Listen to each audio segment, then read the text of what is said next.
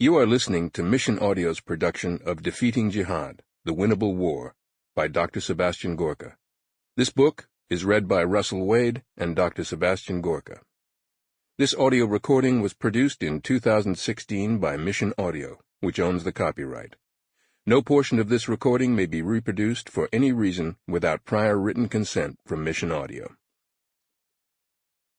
For Colonel Nick Pratt, the truest warrior scholar I ever met. For the passengers of Flight 93, who fought and died to save total strangers.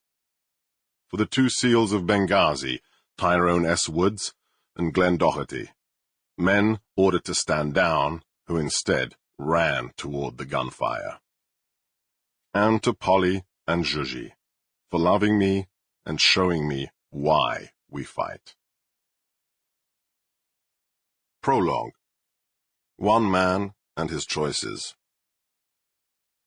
I do not come to the question of America's role in the world unemotionally or in a simply clinical fashion.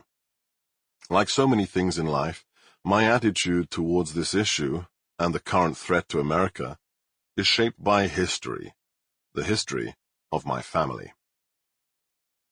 After the war between the Allies and the evil forces of Adolf Hitler's Nazi Empire had devastated Budapest, the beautiful city of his birth, a teenager called Paul witnessed his liberated home being progressively taken over by the new totalitarian ideology of communism.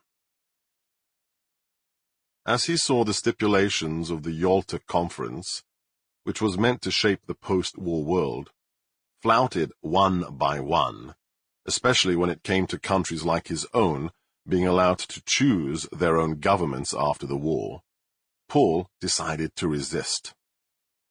As a 15-year-old boy, he had fought with a submachine gun through the ruins of the Hungarian capital, but now, as a young man enrolled in university, his resistance to the new communist dictatorship would take an indirect and covert form. Enrolled as an architectural student in a technical university that still sits on the banks of the river Danube in the heart of Budapest, he decided that with hundreds of thousands of Soviet troops occupying Hungary and the political system rapidly becoming a one-party communist state, the best way to fight back would be by undermining Moscow's plans for dominating his beloved homeland and the whole region.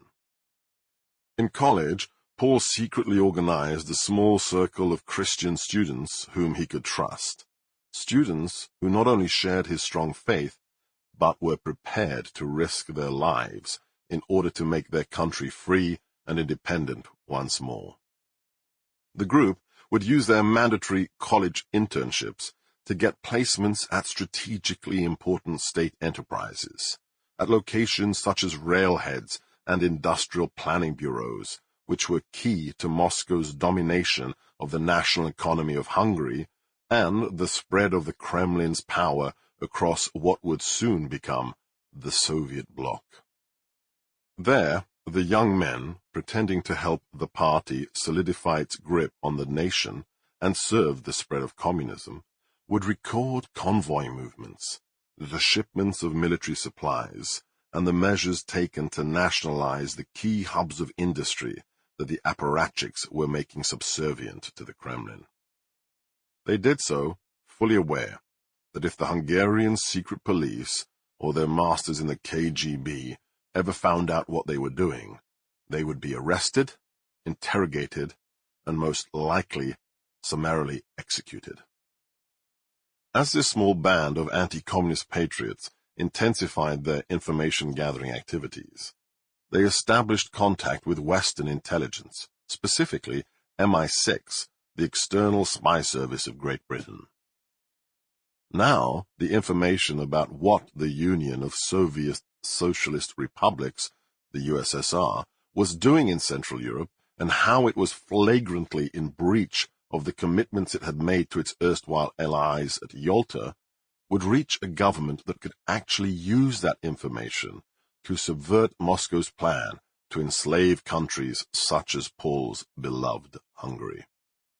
But he and his friends didn't realize the deadly danger they were put Sample complete. Ready to continue?